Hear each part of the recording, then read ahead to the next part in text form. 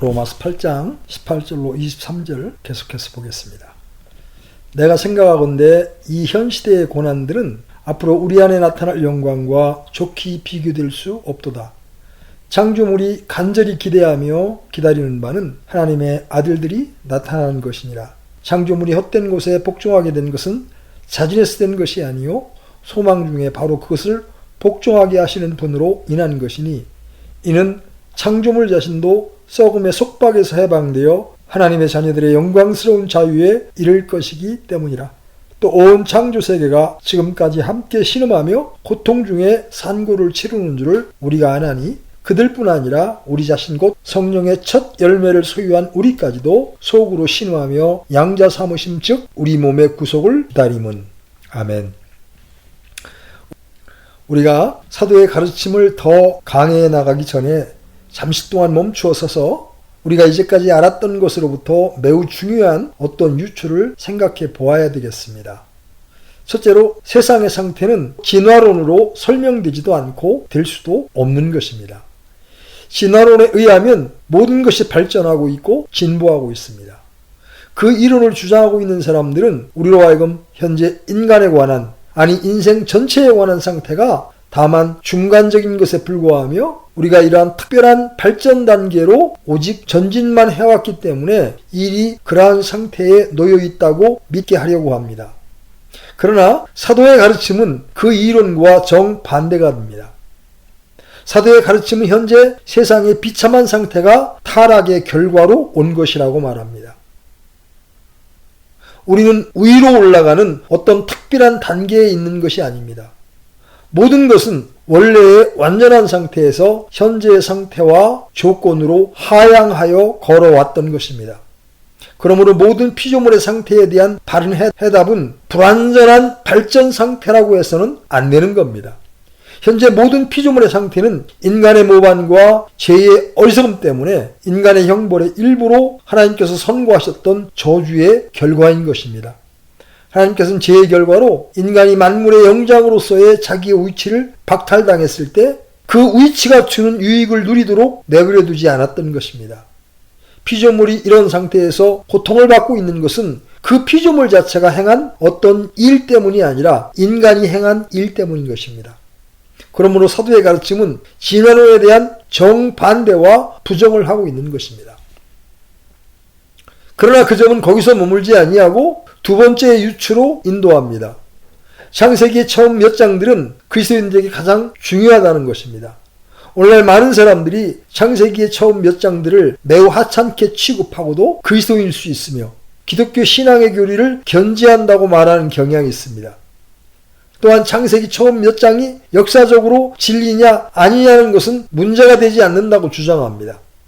또한 창세기의 처음 몇 장이 문자 그대로 역사적인 것이든지 어떤 신화를 모아둔 것에 불과하든지 구원의 교리를 꼭 붙잡고 있어야 되는 것에는 변화가 없다고 주장합니다.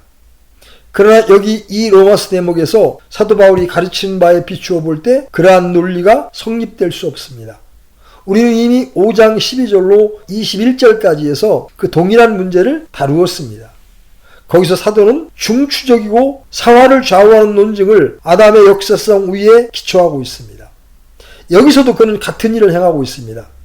여러분, 그것이 역사성을 인정하지 않고는 성경적인 구원 교리를 참으로 붙잡을 수 없습니다.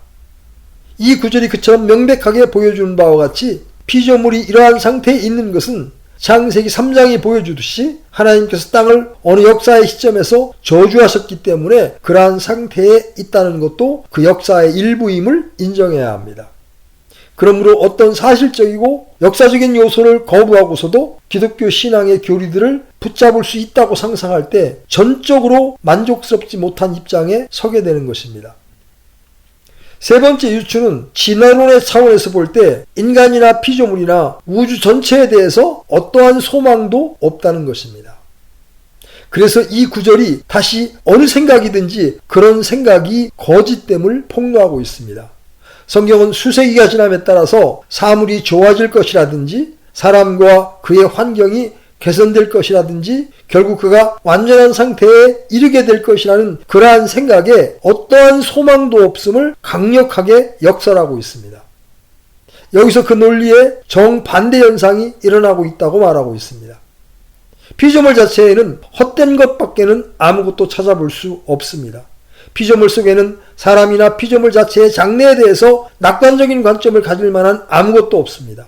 어느 의미에서 과학이 이 점을 확증하고 있습니다. 과학은 진화론이 생각한 바와 달리 모든 우주가 멸망을 향해 치닫고 있으며 진화론이 생각한 바와 모든 우주에 나가는 것과 서로 맞지 않는 것을 가르치는 연력학 제2법칙에 대하여 말하고 있습니다. 모든 사물들이 진전하고 발전해 나아가고 있다는 낙관적인 개념은 성경의 가르침과는 아주 상반되는 것입니다. 오히려 성경은 위기와 심판과 오늘날과 같은 세상에 종말이 있을 것이라고 가르칩니다. 뭔가 새롭고 다른 것이 들어오게 될 것이라고 가르칩니다.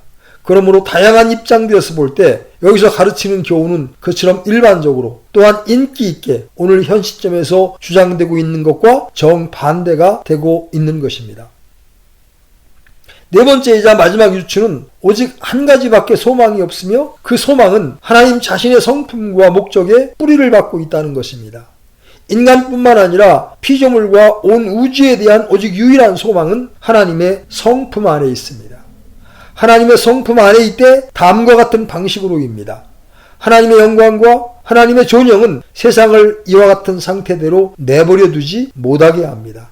하나님이 하나님다우시며 또 위대한 창조주시라면 하나님께서 모든 정사와 권능을 자기 명령으로 움직일 수 있는 능력을 가지고 계시다면 바로 그 하나님의 특성 자체가 오늘날과 같은 피조물의 상태를 그대로 내버려 두시는 것을 불가능하게 만드는 것입니다. 그분은 피조물을 이와 같은 헛된 상태나 신음하며 고통당하는 상태로 내버려 두실 수가 없는 것입니다. 이런 상태대로 영구히 계속되어 나간다는 것은 하나님의 성품과 일치하지 않는 것입니다.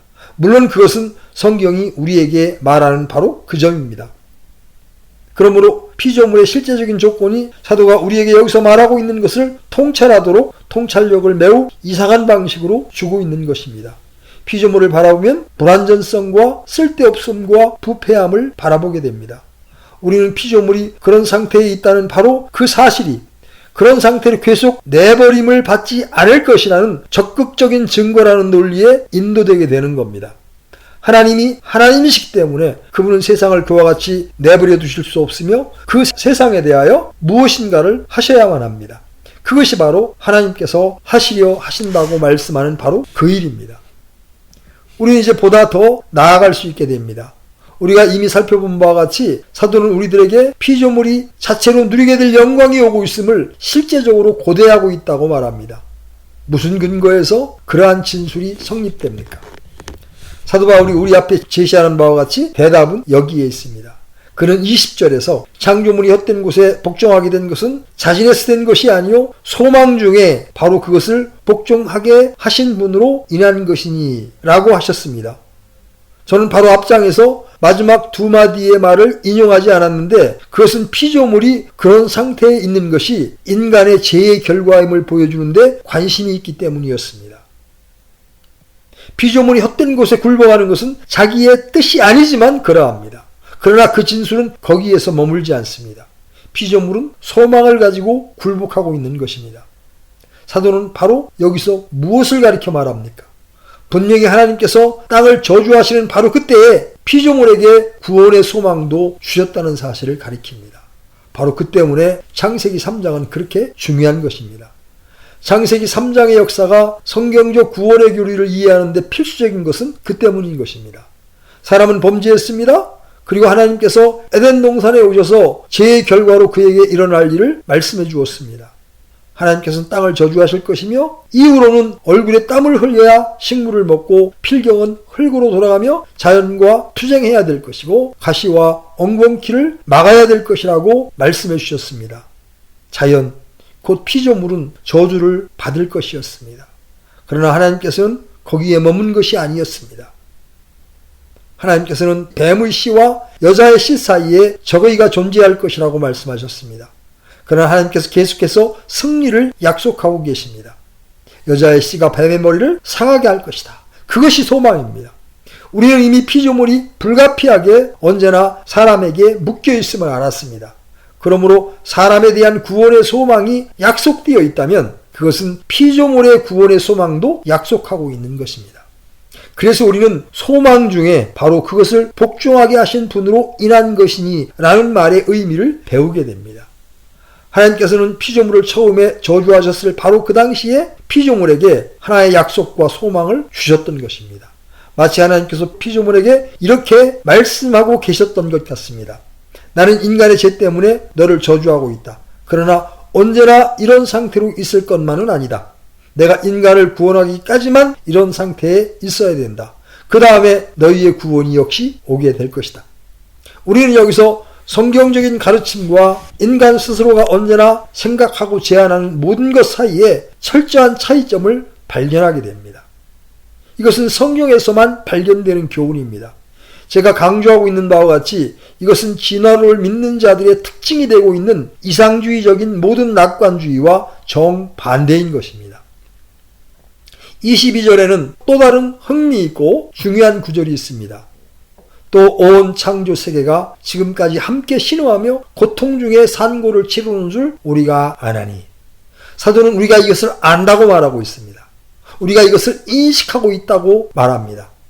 모든 피조물이 함께 탄식하며 함께 고통하고 있다는 말의 의미가 무엇입니까? 함께라는 말에 적지 않은 혼란이 있습니다. 그 말이 그리스도인과 함께라는 의미입니까?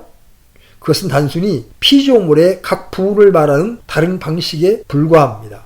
피조물 전체가 함께 이 탄식하고 고통하는데 휩쓸려 들어있다는 것입니다. 그러나 여러분, 신음하고 고통한다는 말을 어떻게 이해해야 하겠습니까? 어떤 사람들은 이것이 단순히 우리가 다른 것을 잡아먹고 사는 어떤 동물들의 포악스러운 성격 가운데서 발견하는 일종의 고뇌를 의미하는 것이라고만 생각했습니다. 여러분이 자연을 자세히 관찰하면 많은 고통이 있는 것을 압니다. 동물들의 영역에서 또한 모든 다른 영역에서 그런 일들이 있음을 발견하게 됩니다.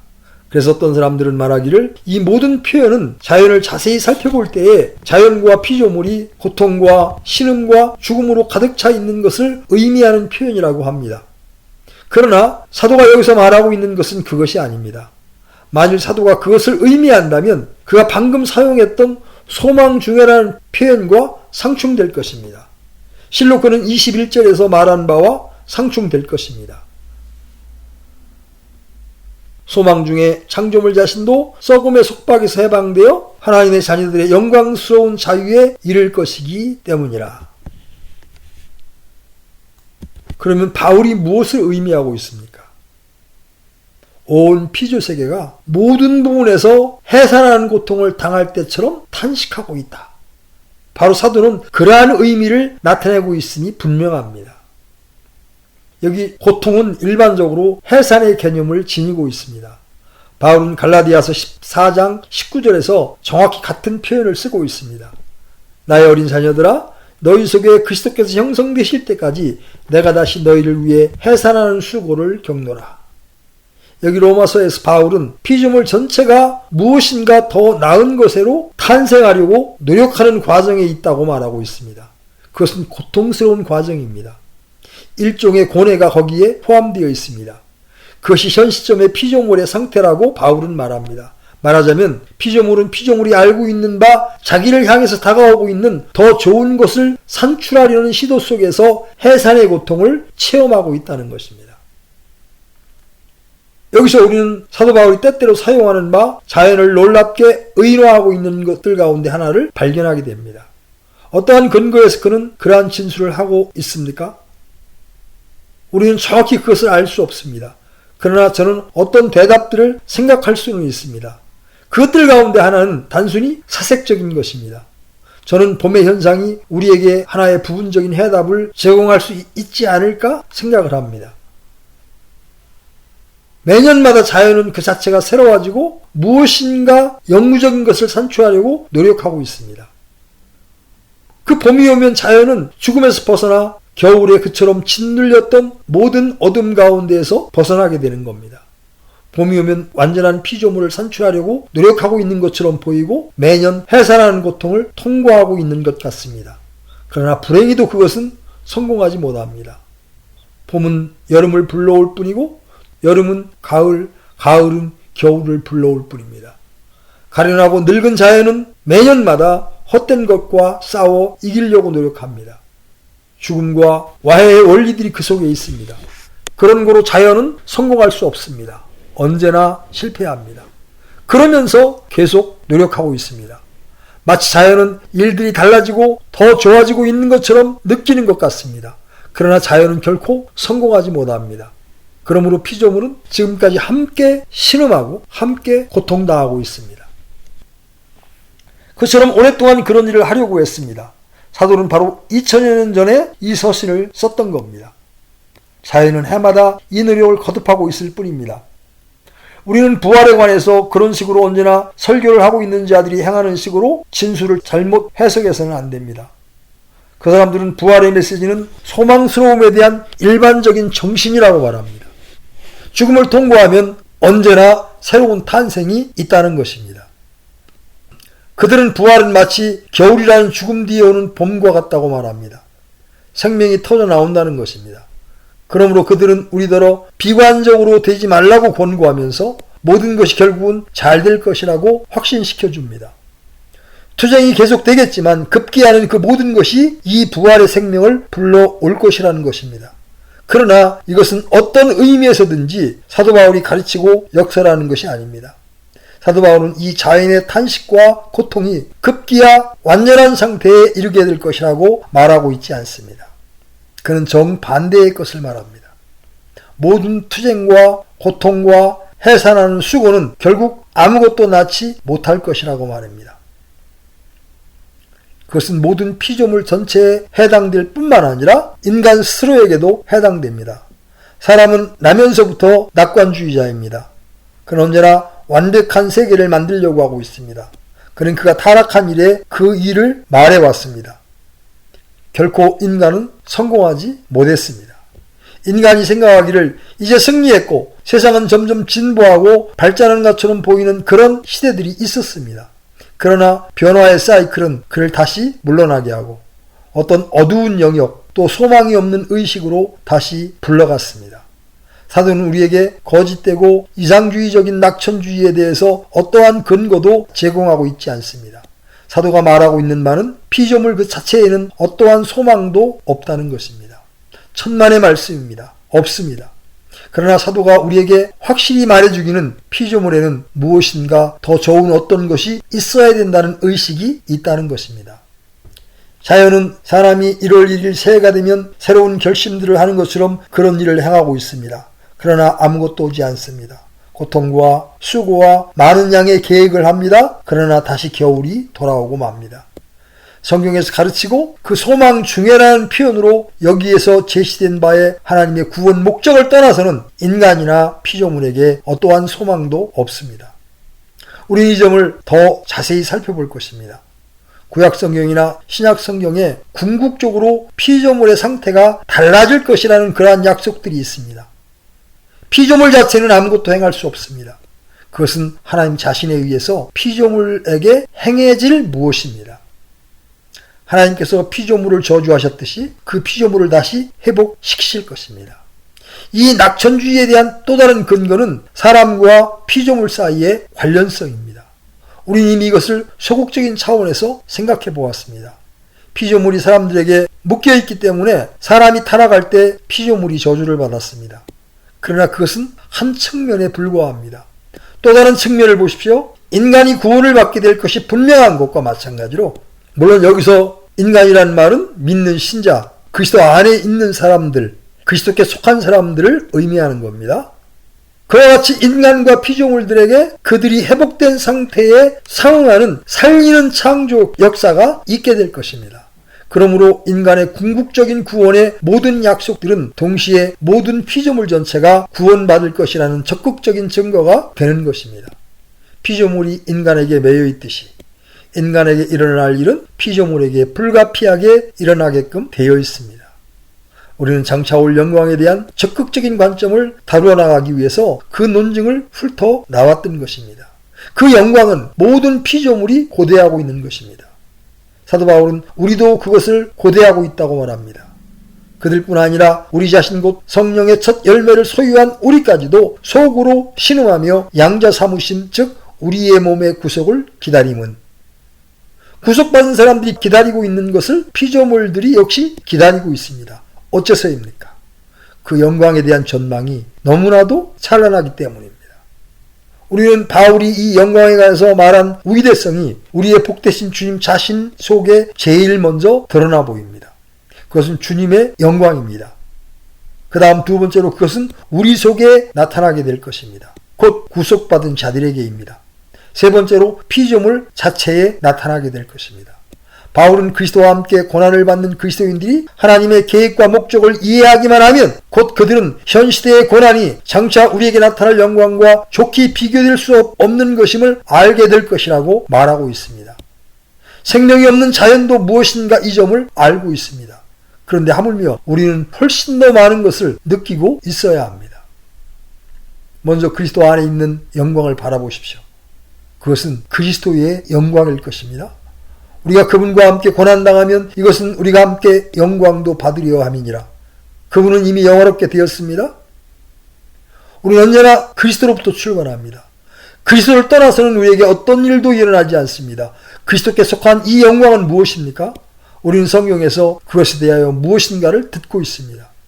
우리는 변화산상에서 일어난 사건을 통해서 그것에 대한 암시를 받게 됩니다. 우리 주님께서 베드로와 야고보와 요한을 데리고 변화산상에 올라가셨습니다. 저는 마태복음 17장 2절에서부터 시작되는 그 사건에 관한 기록을 생각하고 있습니다. 그들 앞에 모습이 변하심에 그분의 얼굴이 해같이 빛나고 그분의 옷이 빛같이 희게 되었더라. 그것은 그리스도께서 다시 오실 때 나타나게 될 영광에 대한 하나의 그림자요, 하나님의 아들이 나타나고 영광의 주께서 나타나실 때 있게 될 영광을 반사해 주는 것입니다. 거기에 있었던 목격자인 사도 베드로는 결코 이 일을 잊지 않고 있었습니다. 시련과 고난을 받고 있는 그리스도인들을 위로하면서 베드로는 이렇게 말하고 있습니다. 베드로 후서 1장 15절로 18절입니다. 또한 내가 떠나간 후에도 너희가 항상 이것들을 기억할 수 있도록 내가 애쓰리라. 우리가 너희에게 우리 주 예수 그리스도의 권능과 오심을 알려줄 때에 교묘히 꾸며낸 이야기들을 따르지 아니하였으며 우리는 그분의 위엄을 눈으로 본 자들이니라. 뛰어난 영광으로부터 이러한 음성이 그분께 나서 이르기를 이 사람은 내 사랑하는 아들이라 내가 그를 매우 기뻐하노라 하실 때에 그분께서 하나님 아버지로부터 존귀와 영광을 받으셨느니라. 하늘로부터 나온 이 음성은 우리가 그분과 함께 거룩한 산에 있을 때에 들은 것이니라. 거기서 그들은 그 사건에 대한 희미한 흔적을 가지게 됩니다. 거기에서 그리스도와 함께 있었던 사도들은 그전에도 그분과 함께 있었고 그분의 말을 들었으며 그분의 이적을 보았습니다. 그러나 갑자기 그 산에서 그들은 이 영광이 비치는 그 변화를 보았습니다. 거룩과 하나님의 영광의 특징이었던 그 밝은 빛을 보았던 것입니다. 이 영광이 그리스도께서 다시 오실 때 그리스도 안에서 충만하게 나타나게 될 것입니다. 마태복음 24장 29절로 31절에서 그분의 영광에 대한 또 다른 조짐이 보입니다. 그날들의 환난 뒤에 즉시 해가 어두워지며 달이 자기 빛을 내지 아니하고 별들이 하늘에서 떨어지며 하늘들의 권능들이 흔들리리라. 그때 사람의 아들의 표적이 하늘에 나타나고 그때 땅의 모든 지파가 애곡하며 사람의 아들이 권능과 큰 영광을 가지고 하늘의 구름들 가운데에서 오는 것을 보리라. 그가 큰 나팔 소리와 함께 자기 천사들을 보내리니 그들이 그의 선택받은 자들을 하늘 이 끝에서 저 끝까지 사방에서 함께 모으리라. 다시 순교자 스데반은 이 같은 영광에 대한 또 다른 그림자를 보게 됩니다. 사도행전 7장 55절로 56절입니다. 그가 성령님으로 충만하여 똑바로 하늘을 우러러보며 하나님의 영광과 예수 그리스도께서 하나님의 오른편에 서 계신 것을 보고 이르되 보라 하늘들이 열리고 사람의 아들이 하나님의 오른편에 서 계신 것을 내가 보노라 하매. 물론 그 영광을 묘사할 수는 없습니다. 그러나 이 사람들은 그것에 대한 여러 가지 조짐을 보았던 것입니다. 우리는 그들이 보았던 것에 대한 기록을 갖고 있습니다. 사도 바울은 그 영광에 관해서 무엇인가를 알고 있었습니다. 사도행전 9장에는 예루살렘에서 다마스커스로 가는 다섯 사람 사울에 대한 이야기가 기록되어 있습니다. 사울이 길을 가다가 다마스커스에 가까이 이르렀을 때 갑자기 하늘로부터 빛이 나와 그를 둘러 비추더라. 그가 땅에 쓰러져 들음에 한 음성이 있어 그에게 이르시되 사울아 사울아 어찌하여 내가 나를 핍박하느냐 하시거늘 그가 이르되 주여 누구시니까 하니 주께서 이르시되 나는 내가 핍박하는 예수라. 그는 부활하시고 영화롭게 된 주님을 보았습니다. 그러나 그가 처음 본 것은 하늘로부터 오는 이 밝고 현란케 하는 빛과 번쩍임이었습니다. 그것이 주 예수 그리스도의 영광의 일부입니다. 그것이 장차 나타나게 될 것입니다. 그분은 지금 현재 영광 중에 계시듯이 그대로 오게 될 것입니다. 사도는 그에 대한 어렴풋한 암시를 얻었습니다. 그것이 그를 땅바닥에 엎어지게 하고 눈멀게 했습니다. 로마서 8장에서와 같은 것을 쓰는 것은 놀라운 일이 아닙니다. 그는 다른 곳에서 이것에 대하여 더 많은 것을 알려주고 있습니다. 데살로니가 후서에 있는 진술을 살펴보십시오. 그는 주 예수 그리스도의 오심의 빛에 관해서 쓰고 있습니다. 그는 이렇게 말합니다. 너희를 괴롭게 하는 자들에게는 환난으로 갚으시고 괴로움을 당하는 너에게는 우리와 함께 안식으로 갚으시는 것이 하나님께는 의로운 일인즉 주 예수님께서 자신의 강력한 천사들과 함께 하늘로부터 나타나사 하나님을 알지 못하는 자들과 우리 주 예수 그리스도의 복음에 순종하지 아니하는 자들에게 타오르는 불로 징벌하실 때에 그리하시리라. 그들은 주의 앞과 그분의 권능의 영광에서 떠나 영존하는 파멸로 형벌을 받으리로다. 그날에 그분께서 오셔서 자신의 성도들 가운데 영광을 받으시고 믿는 모든 자들 가운데에서 칭송을 받으시리니 이는 너희가 우리의 증언을 너희 가운데에서 믿었기 때문이라. 그런 다음에 데살로니가 후서 2장 8절에서 그 뒤에 저 사악한 자가 드러날 터인데 주께서 자신의 입의 영으로 그를 소멸시키시고 친히 오실 때의 광채로 그를 멸하시리라고 말합니다. 빛, 나타나심, 비추심 등은 언제나 사용되는 용구들입니다. 바울이 디도와 다른 모든 사람에게 복된 소망 곧 우리의 크신 하나님 구주 예수 그리스도의 영광스러운 나타나심을 기다리라고 권면하는 방식이 같은 방식입니다. 그것은 언제나 이 영광과 밝음의 차원에서입니다. 요한계시록은 특별히 이 영광에 관심이 높습니다. 1장 7절에서도 그것을 발견합니다. 보라, 그분께서 구름들과 함께 오시느니라. 모든 눈이 그분을 보겠고 그분을 찌른 자들도 볼 것이요 땅의 모든 족속들이 그분으로 인하여 통곡하리니 참으로 그러하리로다. 아멘. 그러나 12절에서 시작되는 상세한 묘사를 보십시오. 내가 돌아서 나와 말씀하신 그 음성을 알아보려고 하니라. 돌아설 때에 내가 7 금 등잔대를 보았는데 그 7 등잔대의 한가운데에 사람의 아들 같은 분께서 발까지 내려온 옷을 입고 가슴에 금띠를 두르고 계시더라. 그분의 머리와 머리털은 양털같이 희고 눈같이 희며 그분의 두 눈은 불꽃 같고 그분의 두 발은 용광로에서 달군 듯한 정제된 놋 같으며 그분의 음성은 많은 물들의 소리와도 같고 물론 이것은 비유적인 표현입니다. 그러나 그 모든 것은 우리에게 그 영광에 대한 인상을 그려주려는 의도를 가지고 묘사되고 있습니다.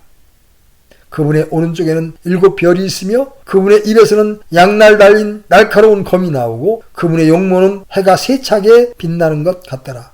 내가 그분을 볼 때에 죽은 자같이 그분의 발 앞에 쓰러지니 그분께서 오른손을 내 위에 얹으시며 내게 이르시되 두려워하지 말라. 나는 처음이요 마지막이니. 다마스커스로 가는 길에서 핍박하던 사울이 땅에 넘어지게 되었던 것은 놀라운 일이 아닙니다. 여기서 사도 요한이 그러합니다. 그가 이 영광의 빛을 보았을 때 그는 그리스도의 발 앞에 엎드려 죽은 자처럼 되었습니다. 왜냐하면 해가 힘있게 비추는 것 같이 밝은 영광이 비추었기 때문입니다. 저는 그보다 더 영광스러운 것을 상상해낼 수 없습니다. 5장 6절부터 8절에 그리스도에 대한 또 다른 묘사가 있습니다. 또 내가 보니 보라 왕좌와 네 짐승의 한가운데와 장로들의 한가운데에 전에 죽임을 당한 것 같은 어린 양께서 서 계시더라. 그분께 7 뿔과 7 눈이 있었는데 이것들은 온 땅 안으로 보내어진 하나님의 7 영이라. 그분께서 나아오사 왕좌에 앉으신 분의 오른손에서 그 책을 취하시니라. 그분께서 그 책을 취하심에 네 짐승과 24 장로가 저마다 하프와 향이 가득한 금병들을 가지고 어린 양 앞에 엎드렸는데 이 향은 성도들의 기도라. 여기서 7이라는 것은 완전한 수를 의미합니다. 능력과 온유, 이기는 자이신 예수 그리스도의 영광, 하나님의 어린 양의 여전한 자비하심. 요한계시록 17장 14절을 다시 보십시오. 이들이 어린 양과 전쟁을 하려니와 어린 양께서 그들을 이기시리니 그분은 주들의 주시요 왕들의 왕이시며 또 그분과 함께 있는 자들은 부르심을 받고 선정된 신실한 자들이니라 하더라. 다음으로 19장으로 시선을 돌려보십시오. 위대하고 고상한 묘사를 보시기 바랍니다. 그 묘사는 11절에서부터 시작됩니다. 또 내가 하늘이 열린 것을 보니 보라 흰 말이라. 그 위에 타신 분은 신실하시니 참되시니라 불리더라. 그분은 의로 심판하며 전쟁을 하시느니라. 그분의 눈은 불꽃 같고 그분의 머리 위에는 많은 관이 있었으며 또 그분께 기록된 한 이름이 있었으나 그분 밖에는 아무도 그것을 알지 못하더라. 또 그분께서 피에 담근 옷을 입으셨는데 그분의 이름은 하나님의 말씀이라 불리느니라. 하늘에 있던 군대들이 희고 깨끗한 고운 아마포 옷을 입고 흰 말을 타고 그분을 따르더라. 그분의 입에서 예리한 검이 나오는데 그분께서 그 검으로 민족들을 치시고 또 철장으로 그들을 다스리시리라. 또 그분께서 전능자 하나님의 맹렬한 진노의 포도즙 틀을 밟으시며 그분께는 그분의 옷과 넓적다리에 왕들의 왕 주들의 주라고 기록된 한 이름이 있느니라. 그렇습니다. 다른 모든 자들보다 위에 계신 분입니다. 그렇습니다. 하늘에 있는 것들과 땅에 있는 것들과 땅 아래에 있는 것들의 모든 무릎이 예수라는 이름에 굴복하게 하시고 또 모든 혀가 예수 그리스도는 주시라고 시인하여 하나님 아버지께 영광을 돌리게 하셨느니라. 이 구절들은 주님께서 나타나시게 될 때 그분의 강림의 영광에 관해서 성경이 말해야 되는 것에 대한 몇 가지 개념을 제시하여 주고 있습니다. 그것은 장차 나타날 영광입니다. 누가 그것을 보겠습니까? 모든 눈이 그분을 볼 것입니다. 온 우주가 그분을 볼 것입니다. 그분을 보지 못할 사람은 하나도 없을 것입니다. 이것이 성경의 가르침입니다. 그분은 지금 만왕의 왕이요 만주의 주의 이 특성을 가지신 채로 나타나게 될 것입니다. 그분은 우리의 칭송을 받을 것입니다.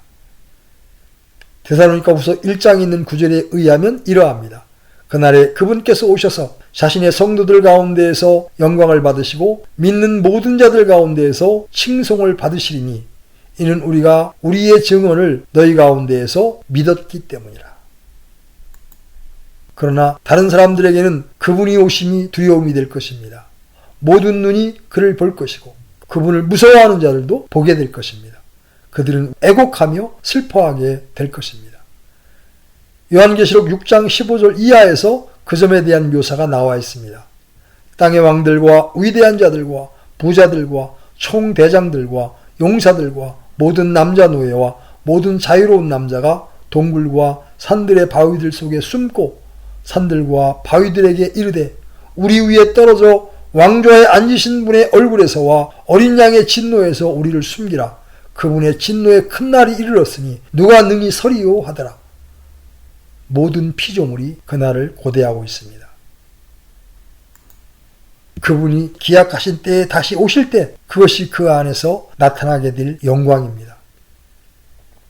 그러나 두 번째로 임박하고 있는 그 큰 날에 그분의 영광뿐 아니라 우리의 영광도 나타나게 될 것입니다.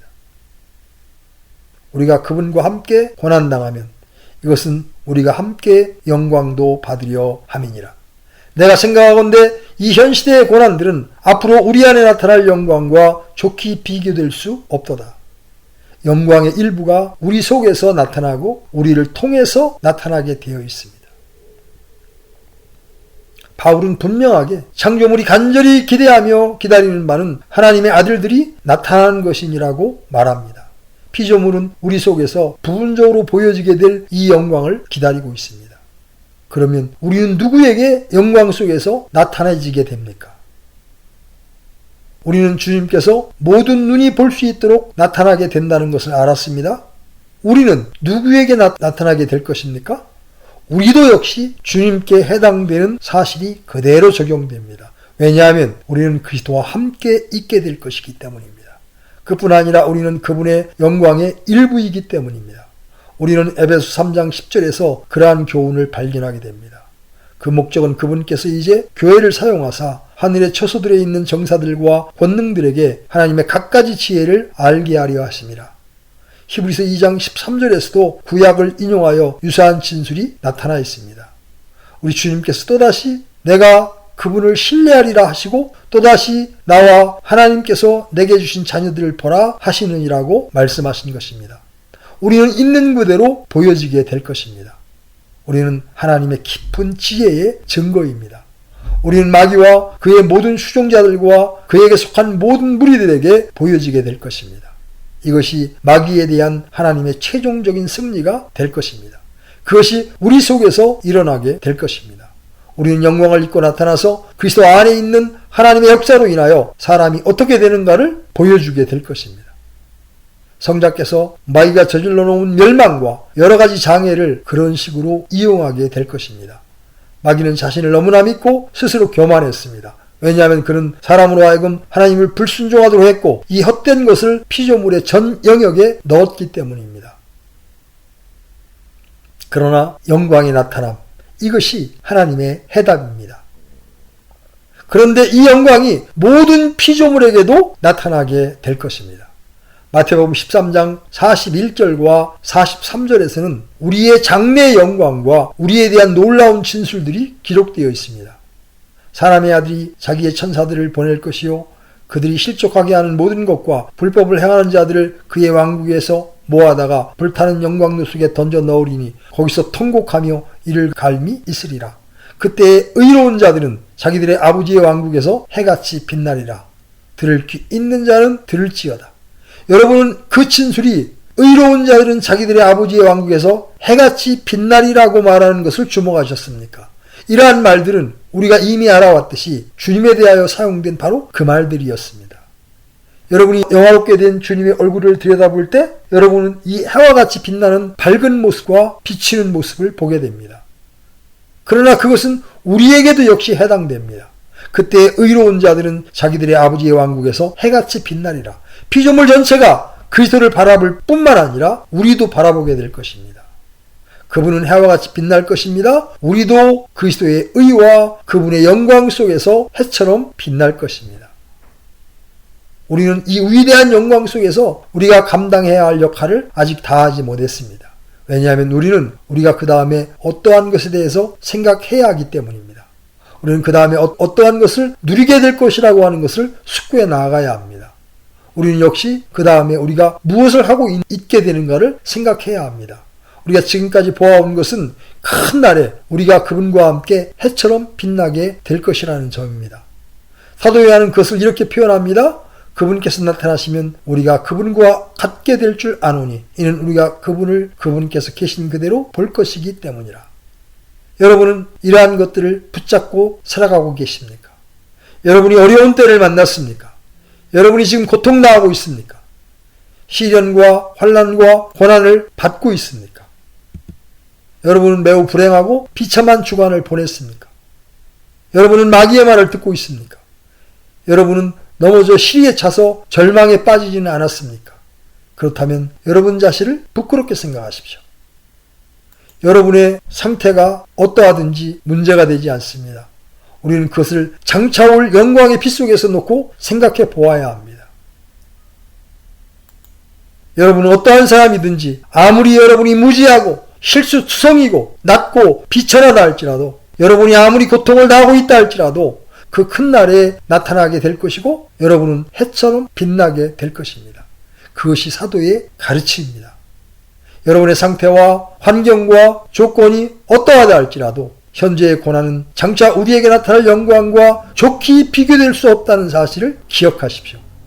우리가 만일 마귀의 말을 듣고 그로 하여금 우리를 침체시키도록 허락한다면 우리는 얼마나 어리석고 엉뚱한 사람들입니까? 하나님의 은혜로 우리는 그 큰 날의 영광 속에서 해처럼 빛날 운명에 처해